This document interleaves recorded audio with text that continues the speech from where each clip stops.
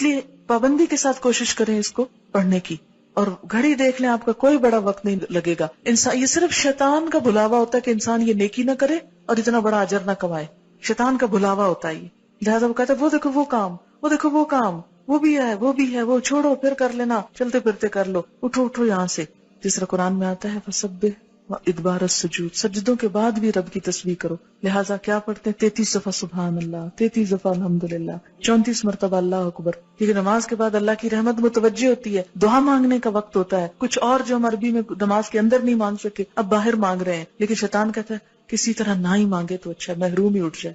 اس لیے آپ دیکھیں گے کہ وہ وقت بڑا تلخ اور سخت ہوتا ہے، اور اکثر لوگ برگلا لیے جاتے ہیں. 1.5 منٹ کے اندر آپ اتنا بڑا اجر کماتے، گویا آپ نے ڈھیروں مال صدقہ کر دیے، جو ویسے ممکن نہیں. اتنا اجر ہے کہ ایک دفعہ نبی صلی اللہ علیہ وسلم کے پاس کچھ لوگ آئے، وہ پوچھنے لگے اے اللہ کے رسول صلی اللہ علیہ وسلم، ہمارے کچھ دوست ہیں جو بڑے امیر ہیں، وہ صدقہ کرتے ہیں، ثواب پا لیتے ہیں، ہمارے پاس ہم غریب لوگ ہیں، ہمیں بھی کچھ بتائیں کہ ہم ان کا ثواب پا لیں. تو آپ نے فرمایا کہ تم ہر نماز کے بعد 33 دفعہ سبحان اللہ الحمدللہ اللہ اکبر پڑھو، تو تم کیا کرو گے؟ ان کے برابر ہو جاؤ گے. بڑے بڑے صدقہ، جہاد اور کیا کچھ کرنے والوں، ان کو بھی پتہ چل گیا. پھر وہ آگے یا رسول اللہ صلی اللہ علیہ وسلم، وہ بھی یہ کرنے لگے، پھر وہ آگے نکل گئے. تو آپ نے فرمایا یہ اللہ کا فضل ہے، جسے چاہے دے.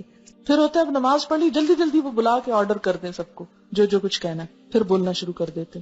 لہٰذا تھوڑا سا اور صبر. وہاں تو فرض تھا چپ رہنا، اب کیا ہے نفل ہے چپ رہنا.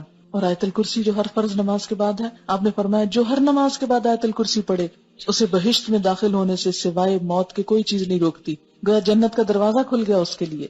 اسی لیے فرض نماز کے بعد جو آیت الکرسی ہے اس کا بھی بڑا اجر ہے کہ جو پڑھے گا وہ اس کے بعد فوت ہو جائے سیدھا جنت میں. لیکن آپ نے فرمایا یہ صرف انبیاء، صدیقوں اور شہیدوں کو یہ صفت ملتی، ہر کوئی نہیں اس کی پابندی کر سکتا. کیوں؟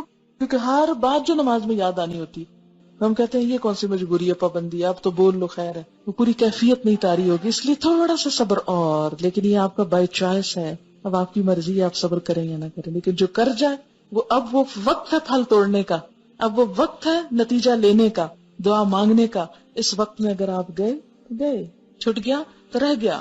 کیونکہ اس وقت انسان کو فیل ہوتا ہے اچھا میں نے اتنی اچھی نہیں نماز پڑھی، کو بہت سیٹسفیکشن نہیں ہوتی. پھر انسان کو کہا سیٹسفائی ہو جاؤ، مانگو اللہ سے اللہ اور اچھی عبادت کی توفیق دے. نماز پڑھ چکا ہے پھر دعا اللہ توفیق دینا پھر بھی لوٹ کے آؤں. ایسا نہ ہوگا کہ نماز میں سو جاؤں یا بھول جاؤں، یہ دل ہی نہ چاہے. اب دیکھیں کہ اگر ہر نماز کے بعد انسان یہ دعا مانگ لیتا تو ایک طرح سے اپنے آپ کو پھر باندھ لیتا ہے اگلی نماز کو. ورنہ ایک پڑھے گا اور ایک چھوڑ دے گا، ایک پڑھے گا قضا کر جائے گا. تو اس طرح انسان چھوڑ نہیں سکتا.